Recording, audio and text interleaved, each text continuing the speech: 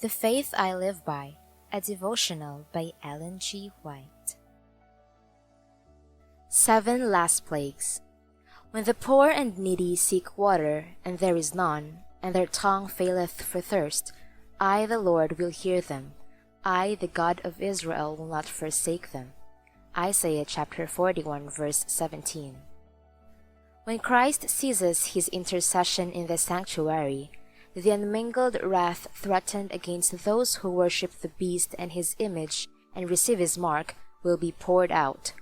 The plagues upon Egypt when God was about to deliver Israel were similar in character to those more terrible and extensive judgments which are to fall upon the world just before the final deliverance of God's people.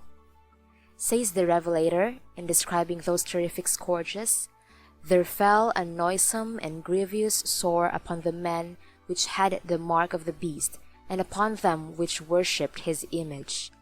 The sea became as the blood of a dead man, and every living soul died in the sea. And the rivers and fountains of waters became blood." Revelation chapter 16, verses 2-4. Terrible as these inflictions are, God's justice stands fully vindicated.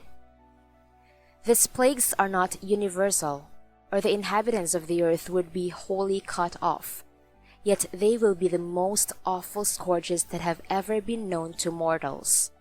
All the judgments upon man, prior to the close of probation, have been mingled with mercy. The pleading blood of Christ has shielded the sinner from receiving the full measure of his guilt, but in the final judgment, wrath is poured out unmixed with mercy. It is impossible to give any idea of the experience of the people of God who will be alive on the earth when past woes and celestial glory will be blended. They will walk in the light proceeding from the throne of God.